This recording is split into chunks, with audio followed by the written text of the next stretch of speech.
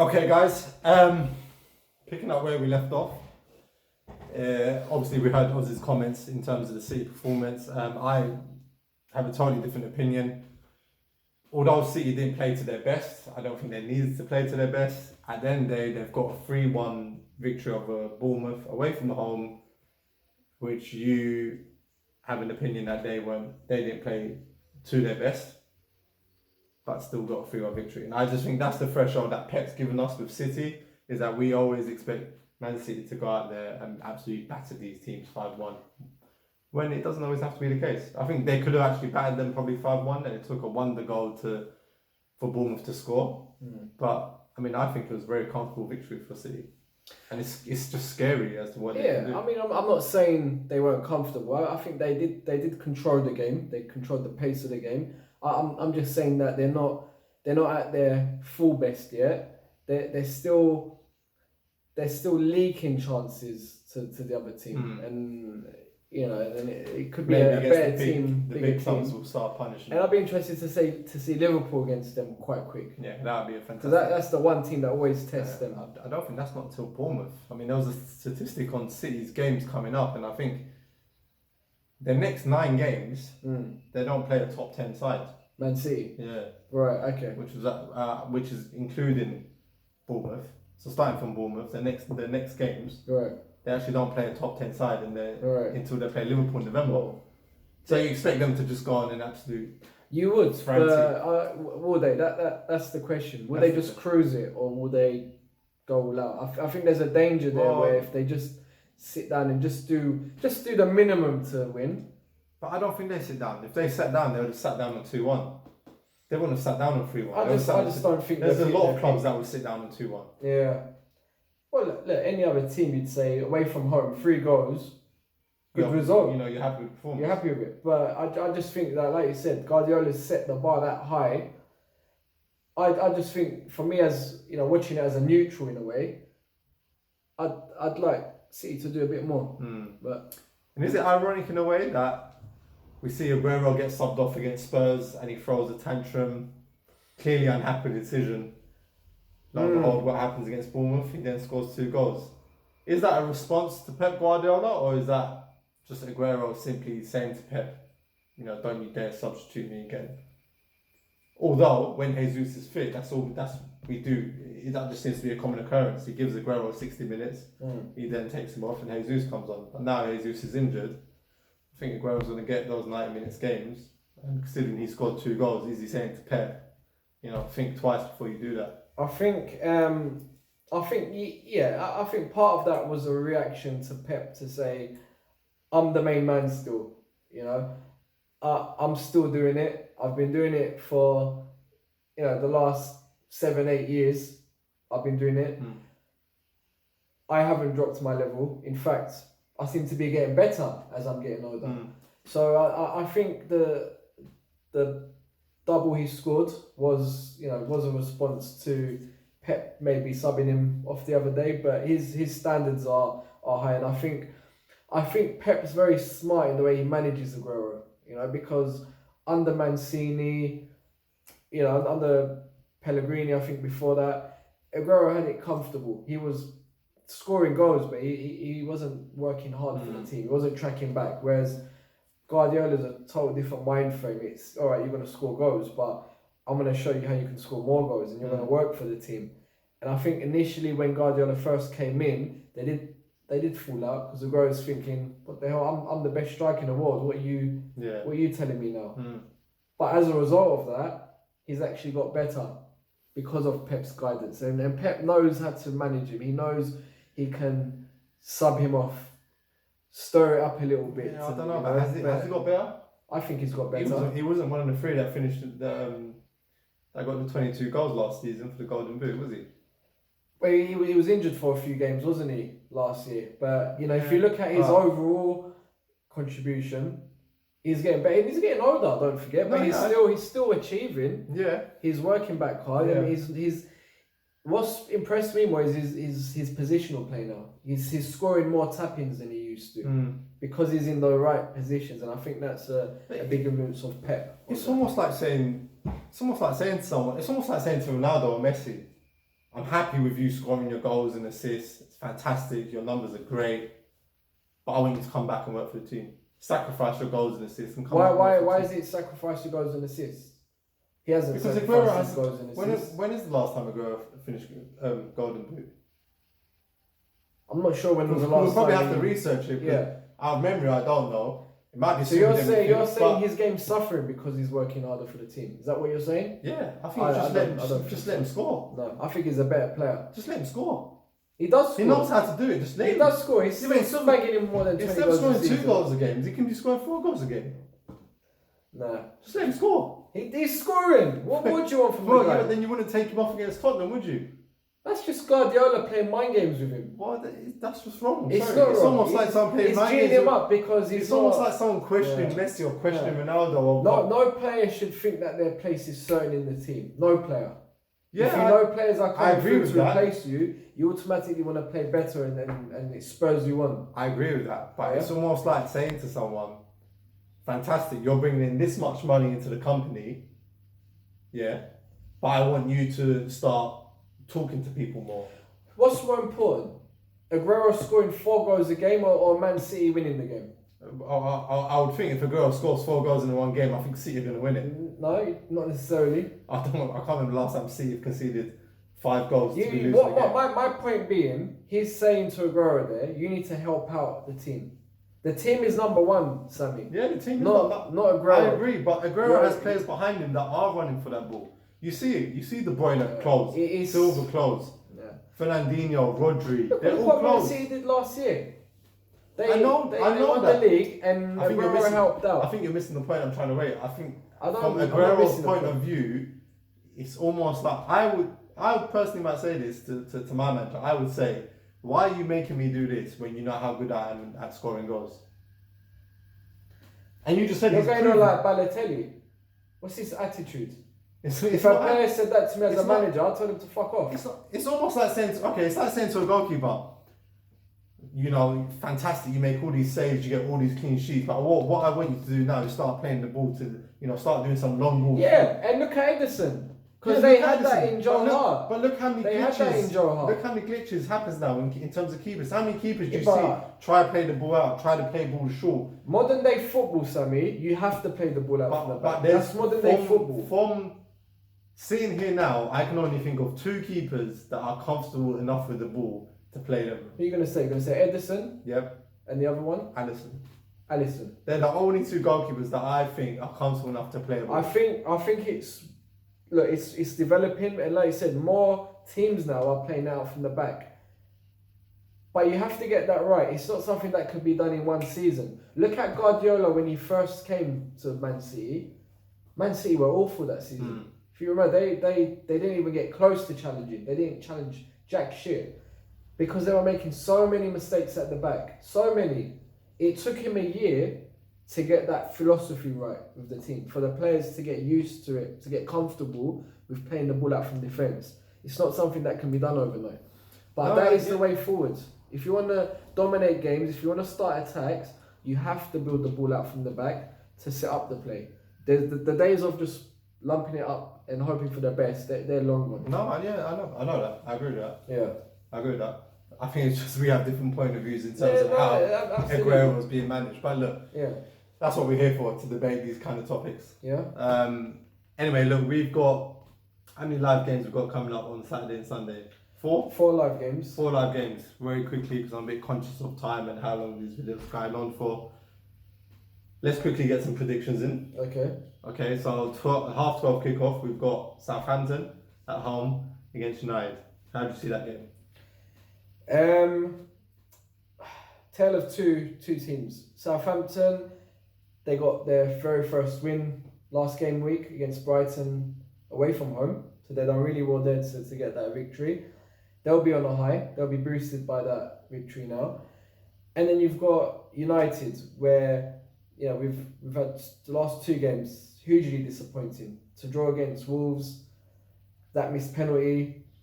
Again, Crystal Palace, to lose at home in the manner that they did was very disappointing. I'm speaking as a United fan, but that was disappointing to lose at home. So their confidence and morale will be down. However, saying that, I expect Man United to fully bounce back, and get the victory away from home even. So I'm gonna be backing United. I would say 2-1 is my prediction around that. Okay. The other game, which is the 5:30 kickoff on that Saturday, you've got Burnley at home against Liverpool. What do you make of that one, Sammy? What's your prediction? Well, going back to Southampton United, I'm hoping you don't jinx United like you did last week with Rashford, where you said, I don't think Rashford's ever missed a penalty. What happens against Crystal Palace? Rashford steps up, hits the bar. So, Oz, It was a good penalty. for all United fans, thank you for your comment. But if you're talking about prediction, I think we'll bounce back. I'll be very surprised if we concede. But I was very surprised that we conceded Palace. I'm very surprised if United concede. I'm saying we because I'm being as a United fan, but I should be a bit more neutral. But I think United will sit comfortably on a 2-0 win. 2-0. Okay, so hopefully we're both right in sense of Yeah. United victory, but we can see whoever Yeah. is closest as well. Burnley, Liverpool. Well, Burnley are doing well. They got Barnes up front, who seems to be scoring goals for fun. Yeah. Looking at goal a game. But you got Liverpool, who just, I mean, what they've done to Arsenal.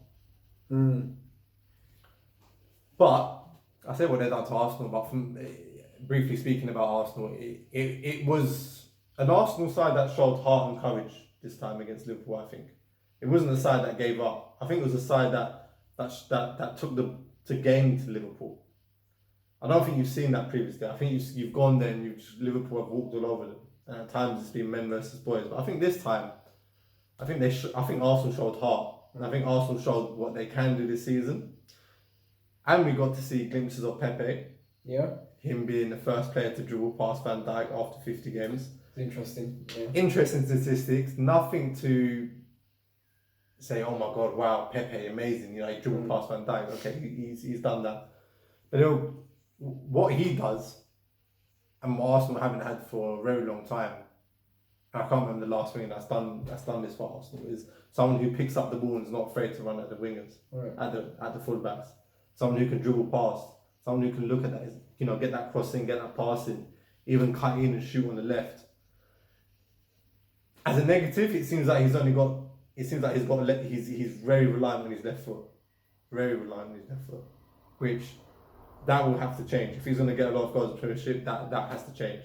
But Salah's very reliant on his left foot. Gets so many goals in the Premiership. Yeah. Mahrez is very reliant on his left foot, but always seems to manage to find space. The good players will find that. Yeah. Good players. You know what Mahrez is going to do, but he still does it, and it still pulls off. Yeah. So, but anyway, Burnley Liverpool, I think, ever since Alisson's got injured for Liverpool as well, Liverpool haven't kept a clean sheet. No. So I think they've conceded a goal a game on average. So I'll probably go for 3-1 Liverpool. Okay. I would say the same in terms of, I can only see Liverpool winning that game, and their front three is phenomenal. The chances that they create every match, I can't see Burnley keeping them out. So again, I'd go for a Liverpool win. I would probably go with 2-1 again. Actually, so Okay. it's a thing. So that's my prediction there. Next game we got live, which is the Sunday kickoff, is Everton against Wolves. Everton at home. Okay. Well, we know what we said about Everton before, didn't we? I think it was 6 shots on target in the last 3 games. Concerning statistic, Wolves, not the same team that we saw last season, I think. No. Has that got anything to do with Europa? Probably has. We've seen it happen to so many teams where they concentrate on Europa. Obviously, their season starts a lot more early than most clubs. So, I don't think we're going to see the Wolves of last season. So, with that, I think I'm going to go for 1-1. Okay. But it does depend on who Everton start. Right. But okay. Based on performances and based on what I've seen, I'm going to go for 1-1. I'm gonna go for a draw as well. Actually, looking at that, so similar to what we've said, I think Everton have been struggling lately, especially up front. But you've also got, like I said, the Wolves side where they've started their season much earlier, and I think it will affect them this year. I'm going to go with 2-2. I think that would be a big scoring draw. So Okay. let's see what that comes. And then, obviously, finally, you've got our blockbuster game coming up, the North London Derby on Sunday. So I know, obviously, we had Tam and Bibbs on talking about that last week. How do you see that? Well, Spurs, firstly. I think the fact that the European transfer window is still open, I think is affecting Spurs so much. Ericsson being one of them. Especially. Yeah. Why would you not start him? Well, his head's turned nothing, isn't it? Yeah, he's not right mentally. And in the early summer, I think July or June, he openly come out and said he's looking for a new challenge, he's looking for new opportunities. If I was to say that to my manager, if I put him to the side, I'm looking for a new challenge, he's going to question me and say, well, what does that mean? Do you want to leave? Is your heart not in it, etc.? Presumably, Pochettino's done the same thing. Presumably, again, Pochettino's tried to convince him to stay at Spurs because we've seen how much of a difference he makes, especially the game against Villa, where Spurs couldn't create any chances. The minute Ericsson come on, the whole game changed. Yeah. So we know what he does to the Spurs team. Vertonghen not being part of the defence, where is he? That doesn't even make the squad. Is he another one that's going to leave? Is it just them two that are going to leave? Because we know the problem with Tottenham is that if they're not going to win titles or trophies, then those players are going to want to leave. Because arguably, at the end of the day, they're not getting paid the most, are they? They're not. We know what Daniel Levy is like.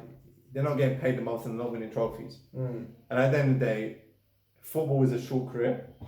Yeah. So I think you want to try and make as much money as you can, which seems to be. I don't agree with that. But it seems to be 70% of the mentality of some football players. I mean, why else would you go to China and play football? They're mercenaries for me. Yeah, no, I agree. I'm not supporting what they do. Yeah. But I think that's just the way they're seeing it. That football's a short career, and after football, if you don't still making enough money, you know what I mean. If you don't get into punditry and if you don't get into coaching, then what do you do after retirement? Well, I'll tell you what. On average, what they're getting, 150, 200 grand a week. Yeah.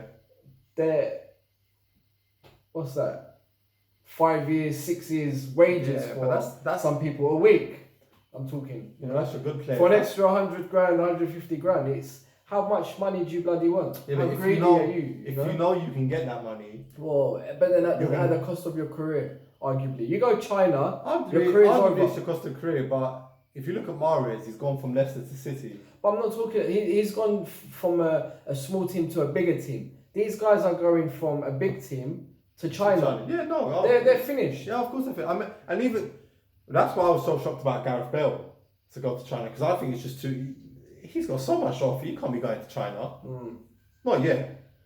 Your career's done. From time you step foot in China, forget it. Your career's done. I mean, unless there's a massive turnaround, like we saw Paulinho, and suddenly he goes back to Barcelona. But I think that only lasted about half a season, if so. But yeah, you're finished. You're finished. Mickey Mouse. But again, the Tottenham players are looking at it as money, and they're also looking at trophies. You know, when your kids go up, or when your grandkids go up, you want to show them, say, look, Daddy won. What, the Chinese Super League? No, not Chinese. I'm not talking about it. I'm talking about your Ericsson being potentially moved. If it goes to a bigger club, those big clubs, I understand. You want to show your kids or your grandkids, say, look, Daddy won all these titles and trophies. You stick at Tottenham, and this is no dig at Tottenham, but potentially you're going to say, Daddy was a good player, but he didn't win anything. We put the pressure. We put the pressure on the top two. Yeah. But look, take them out. I'm not digging at Spurs, but I can imagine this is what the mentality must be. I think Arsenal. You know what? I think Arsenal will do them. Yeah. I think Arsenal will do them. Okay. So what are you going for? I'm gonna go for 2 on Arsenal. I think the game will be really tight. I'm going for a draw. I think Both teams have got a point to prove. Both teams are coming into the match on the loss. In Spurs' case, a surprise loss. Arsenal, not so much. But, I think typical London derby, passionate. There'll be a lot of tackles going in. Wouldn't surprise me if there's a red card or two. But I'm going to go for 2-2. Okay. So that's the review. There you have it. There's our predictions for the live games this weekend. We can have a little battle week in, week out to see who actually gets these results correct. Put it up. I'll smash you towards come the end of the season, as I'm going to do on fantasy football this year. I'm going to smash you on that as well. Predictions and fantasy football. Actions speak louder. Say something. Actions speak louder than words, guys. Do you want to wrap it up? Yeah, guys. Thank you very much. Hope you enjoyed our video this week. Thank you for tuning in. Please, please feel free to share, like, comment as well on what we've said. If you've got any predictions around, anything that we've mentioned today, we'd love to hear from you. And we'll see you soon. Thank you. Bye.